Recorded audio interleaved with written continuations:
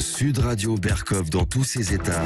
Le fait du jour. Parlez-vous français? Eh oui, mais parlez-vous franglais?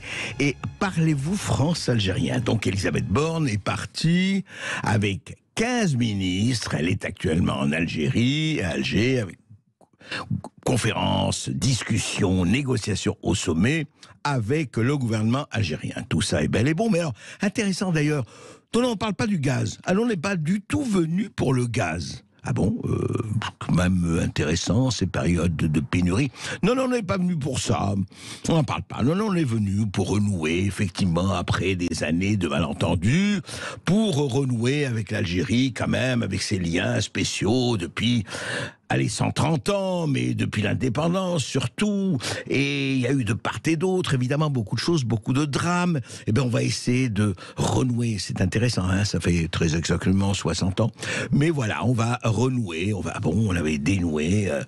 Et alors, c'est intéressant parce que, en même temps, la question que je pose, un peu provocatrice, bien sûr, c'est dans quelle langue Elisabeth Borne parle au gouvernement algérien et en quelle langue celui-ci lui répond? Eh bien, en français, vous allez me dire, évidemment, oui, mais.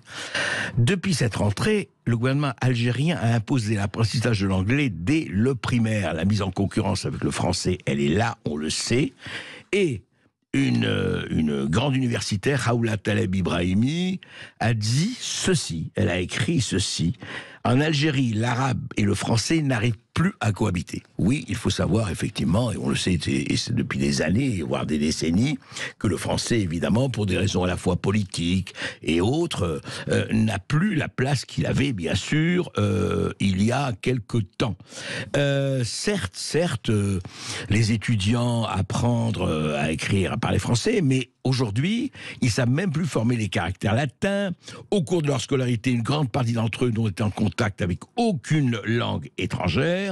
La langue française, disait Cathy Abiyassine, est un butin de guerre, mais l'anglais est une langue internationale. Donc, aujourd'hui, la mondialisation est anglaise. Donc, vive l'anglais et le français. Ben, on verra si s'il y a de la place.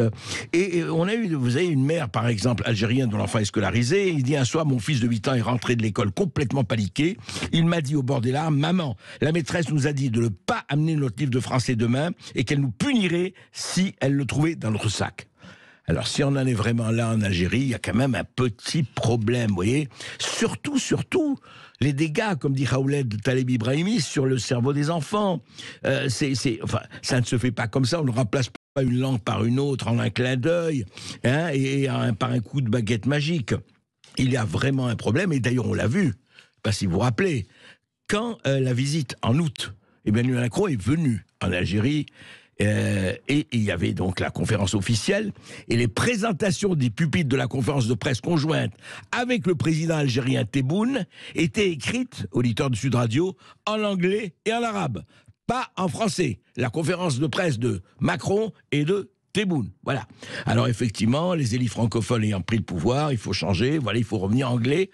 Et en fait, il faut le dire aujourd'hui, il y a une véritable guerre, sinon une guerre, entre, effectivement, et contre le français. Je ne dis pas entre l'arabe et le français, et contre le français, où l'anglais commence à prendre de plus en plus de place. En attendant, évidemment, le chinois. Alors, espérons, et c'est très très bien qu'Elisabeth Borne et son gouvernement aillent en Algérie pour, je ne sais pas, réparer les pots cassés, etc. Mais peut-être, s'il vous plaît, parlez de la langue. Le génie de la langue est un génie qui sert à tout le monde. Ne l'oublions jamais.